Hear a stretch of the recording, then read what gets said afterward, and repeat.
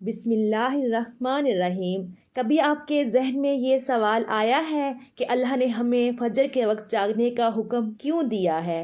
کیا فجر کا وقت صرف عنقریب پڑھنے کا وقت ہوتا ہے؟ کیا اس وقت کے پیچھے ایک راز پوشیدہ ہے؟ وہ راز کیا ہے؟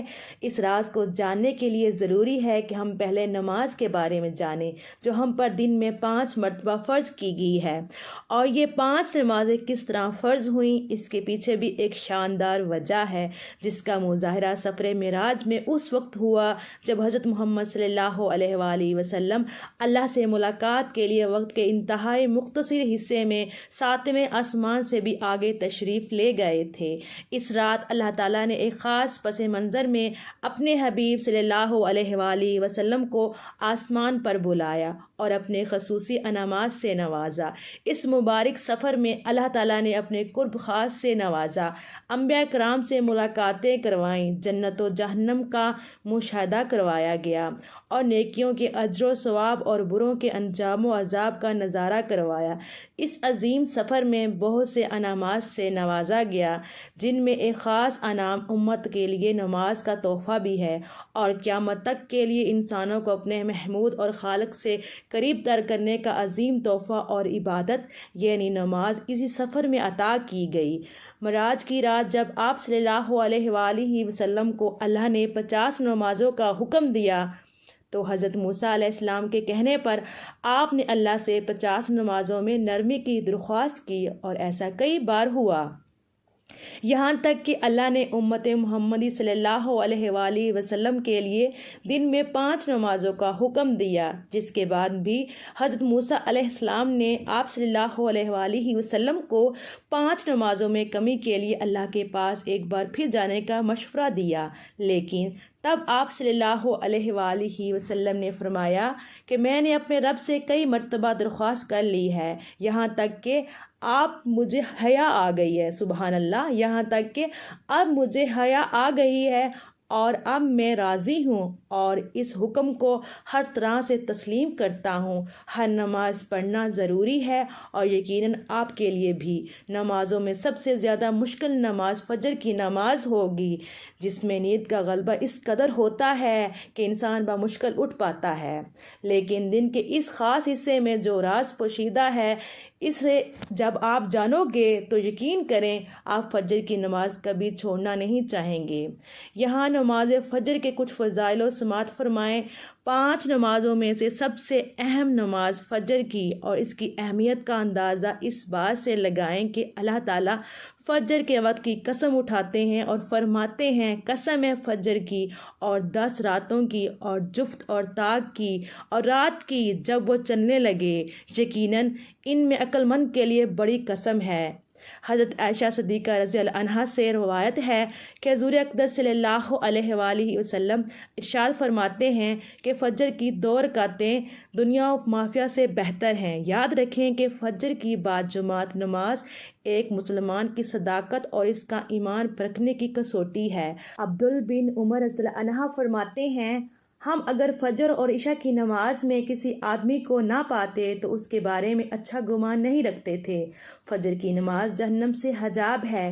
جناب رسول صلی اللہ علیہ وآلہ وسلم نے فرمایا، جو شخص سورج نکلنے سے پہلے اور سورج ڈوبنے سے پہلے کی نماز یعنی فجر اور عصر پڑھتا ہے، وہ ہرگز جہنم کی آگ میں داخل نہیں ہوگا۔ فجر کی نماز جنت کی ضمان ہے۔ رسول اللہ صلی اللہ علیہ وآلہ وسلم نے ارشاد فرمایا، جو شخص 2 ٹھنڈی نمازیں یعنی فجر اور عصر پڑھتا ہے پابندی سے، وہ جنت میں داخل ہوگا۔ فجر کی نماز نہ پڑھنے پر وعید۔ حضرت عبداللہ رضی اللہ عنہ سے روایت ہے کہ جناب رسول صلی اللہ علیہ وآلہ وسلم کے سامنے ایسے شخص کا تذکرہ کیا گیا جو صبح ہونے تک سوتا رہتا، یعنی فجر کی نماز ادا نہیں کرتا تھا، تو آپ صلی اللہ علیہ وآلہ وسلم نے ارشاد فرمایا، ایسے شخص کے کانوں میں شیطان پیشاب کرتا ہے۔ استغفر اللہ۔ فجر کی نماز کے لیے کس طرح اٹھیں؟ نمبر 1، رات کو حتیٰ المکان جلدی سوئیں۔ سوتے وقت فجر کی نماز جماعت سے ادا کریں۔ سوتے وقت فجر کی نماز جماعت سے ادا کرنے کا پختہ ارادہ کریں، اور ارادہ کرنے میں مخلص بھی ہوں۔ ایسے اسباب اختیار کریں جن سے فجر کی نماز کے لیے اٹھنا آسان ہو۔ مثلاً الارم والی گھڑی میں مناسب وقت پر الارم سیٹ کر کے اس کو مناسب جگہ پر رکھیں۔ اگر ان امور کی رعایت کر کے سوئیں گے تو انشاءاللہ فجر کی نماز جماعت کے ساتھ ادا کرنا آسان ہوگا۔ پھر بھی اگر کسی دن اتفاق سے بیدار ہونے میں تاخیر ہو جائے تو جس وقت بھی آنکھ کھلے سب سے پہلے نماز ادا کر لیں۔ انشاءاللہ تاخیر کا کوئی گناہ نہیں ہوگا، لیکن اس کا معمول بنانا گناہ پر مداوت کرنا ہے جو کسی بھی طرح جائز نہیں ہے۔ دنیا میں کئی ایسے لوگ ہیں جنہیں بے خوابی کی شکایت ہوتی ہے، جس میں وہ ساری رات سو نہیں پاتے اور پورا دن کام کاج کر کے جب رات کو بھی سو نہیں سکتے تب کئی طرح کے ذہنی اور جسمانی بیماری جنم لیتی ہیں، اور اس بیماری کا شکار آج ہر دوسرا تیسرا شخص ہو رہا ہے، جس کی بڑی وجہ اللہ کے احکامات کو پیچھے چھوڑ کر دنیا کی رنگینیوں کے پیچھے بھاگنا ہے۔ ساری رات جاگنے کے بعد فجر کے قریب کچھ دیر نیند آ جاتی ہے، لیکن وہ نیند جسم کو پرسکون نہیں رکھتی، جس کی وجہ سے اکثر لوگ جاگتے اور ہر قسم کی دوائیوں کے استعمال کے باوجود جب وہ سو نہیں پاتے تو وہ اللہ سے یہ سوال ضرور کرتے ہوں گے کہ اے اللہ مجھے نیند کیوں نہیں آتی، آخر کیا وجہ ہے۔ بہت کم لوگ ہوتے ہیں جو اس کیفیت میں اپنے اندر پیدا ہونے والی اس آواز کو سن پاتے ہیں جس میں ان سے کہا جاتا ہے کہ بستر سے نکلو، نماز پڑھو، اللہ کا ذکر کرو، اور یقین کریں جو لوگ اس آواز کو سن پاتے ہیں اور اس پر عمل کرتے ہیں انہیں تاحیات کبھی بھی بے خوابی کی شکایت نہیں ہوگی۔ اس حوالے سے ایک صوفی نظم ہے جسے ایک امریکی مسلم نے ترجمہ کیا ہے، جس کا ٹائٹل ہے دوبارہ مت سو جانا۔ صبح کی ٹھنڈی ہوائیں ایک راز لاتی ہیں تمہارے لیے، دوبارہ مت سو جانا۔ خود سے پوچھو تم کیا چاہتے ہو، دوبارہ مت سو جانا۔